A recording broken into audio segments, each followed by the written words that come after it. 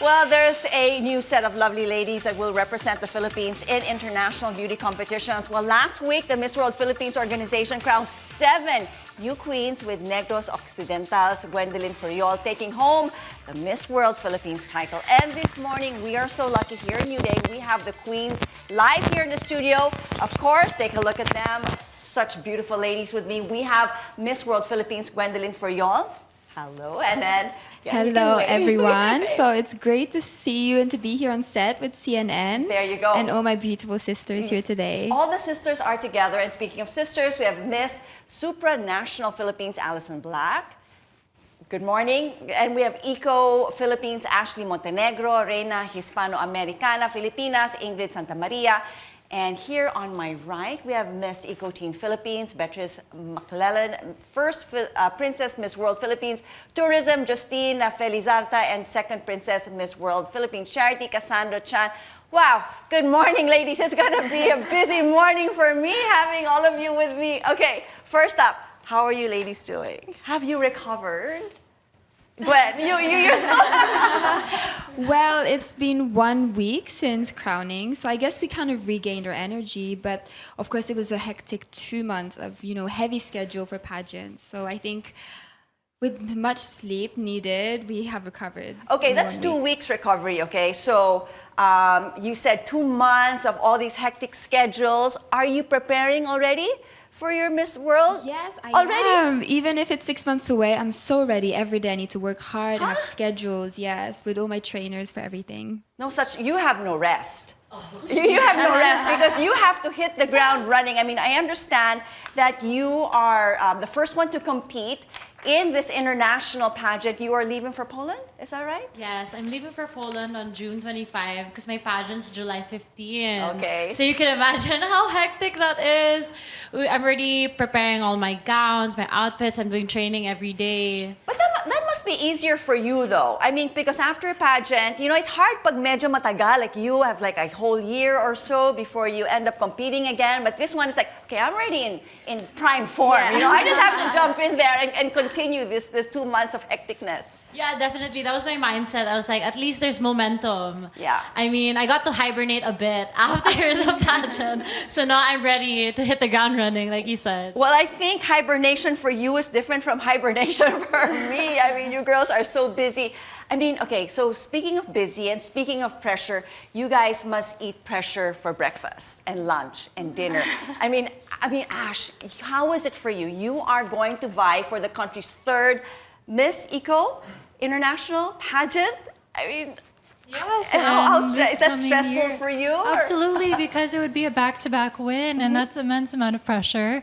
Personally, I'm used to being compared to other beauty queens, being the daughter of one, but I think the greatest lesson I learned is to just take as much as you can, especially when it comes to advice, embrace every experience, and always shine as yourself. And speaking of advice, what's the best advice your mom ever gave you? I mean, did you ever stop you and say, you sure you want to do this? Or it's like, no, you should. I have all these awesome tips that I can share with you. She was honestly quite neutral as long as it was my decision. But the greatest advice that she's ever given me was really to give my best, embrace every experience, and to be kind to everyone along the way. Because it's when you really form those once-in-a-lifetime friendships that will last forever.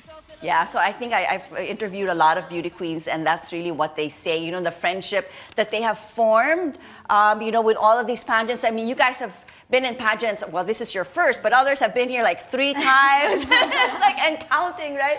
For you naman, Ingrid, or I'll call you Sam, you are probably the most excited. Excited for this Reina HispanoAmerica pageant.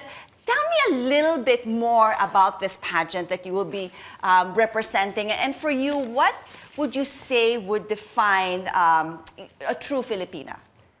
Well, for me, this pageant was not something I expected. And it's so interesting because it's all about the Hispanic culture, which I realized runs really deep in my blood. So I have been on my Spanish classes, I started salsa classes. I'm really training so hard because it's something that I didn't expect, but it's so awesome that I'm able to show that not only am I a Filipina, but I'm able to show that I am also Hispanic. My grandparents, my great-grandparents are also Spanish. My great-grandfather is actually the first person to fly a plane from here to Spain. There you go. So there's just so much rich culture. And I think that being a Filipino is really about being like a melting pot of cultures. Like Alison said this in her answer, and I also super believe that because I'm an example of that. So I hope I can bring that to the table in Reina HispanoAmericana. I mean, in not only the mixed race, but you also have a mix, diverse of talent. I mean, basketball player.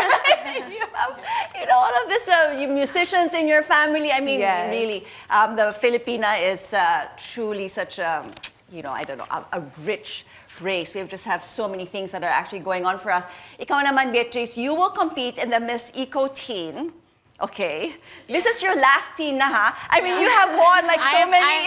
I know. I have told everyone this is my last teen pageant. I'm turning 20 this year, Okay. so this would be my last talaga, as in. Are you sad that it's going to be your last? No, because I'm gonna enter the real All world right. of pageantry. Yeah. What are you most excited about in terms of that you keep wanting to join all of these beauty pageants? Other than having such a big platform, to voice out many causes here, not only in our country, but internationally, it's really important that we celebrate beauty. Like, as for me, I love wearing makeup. I love dressing up. Like, this is my kind of everyday routine that This is your kind of life. Oh, yeah.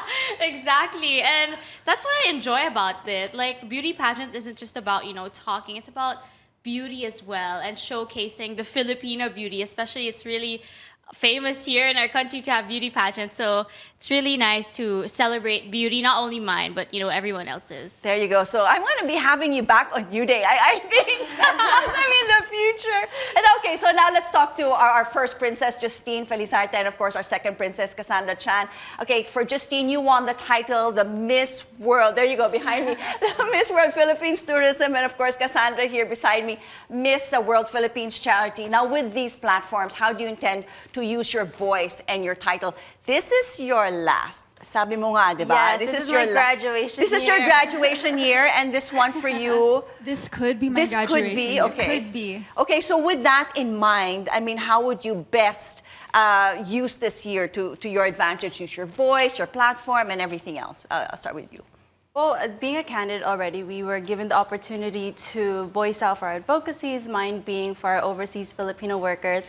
And for all the pageants that I've joined, it's the advocacy that is really true to my heart, given that it was my experience with my parents. So I do hope to use this platform to continue that as well.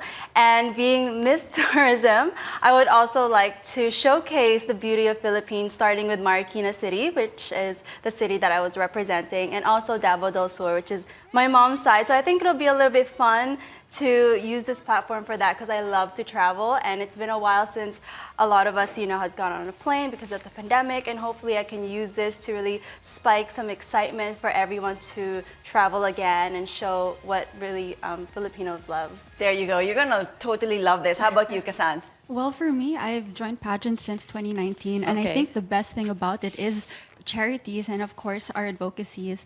Being a dancer, I've always loved dance movement therapy. I started teaching that in my college days, and right now my advocacy is with children with cerebral palsy, the CEFAS-GPH, the Cerebral Palsy Family Awareness Support Group. So being the second princess for Miss World Charity, I think that's the perfect time to just tell everyone about it and show the world rather everything about cerebral palsy, especially here in the Philippines. So I would love to do that. And I think being here right now is a great opportunity. Well, we are definitely lucky to have you ladies represent us in so many different, areas. We have dancers, and we also have a bedroom ballerina here, a bedroom ballet. I like to call her a bedroom ballerina. Now, okay, Gwen, I mean, of course, all eyes on you once again. Education is your platform, top of your advocacies. And during the question and answer, you responded that encouraging kids to return to school can actually help bridge the education deficit, which we do have here, and of course, which was heightened even more so by the pandemic. Please expound on that. I do believe that in the Philippines, there's a great division, especially with the marginalized children of the Philippines. And that's why I've been working really close with Urda Foundation, which was founded by a Frenchman. And he really dedicated his life to the Philippines. He donated all his savings to the Philippines because he really believed in the future of the Filipinos. And we've been doing that through different schools, different education systems. So we don't have just traditional education, we have vocational. So Urda Tech is focusing on training our children and making them earn money in a way. So it really gives them an opportunity for the future, because that is really what matters to me, is education. And as a teacher, since I was 16, that's really close to my heart. Wow, teaching since you were 16. Well, Yes. with that, good luck, ladies. Thank you so much for sitting with me. And, I know it took you so long to get ready. Thank you so much for spending a few minutes with us here on New Day. Again, our new Miss World Philippines Queens here on New Day.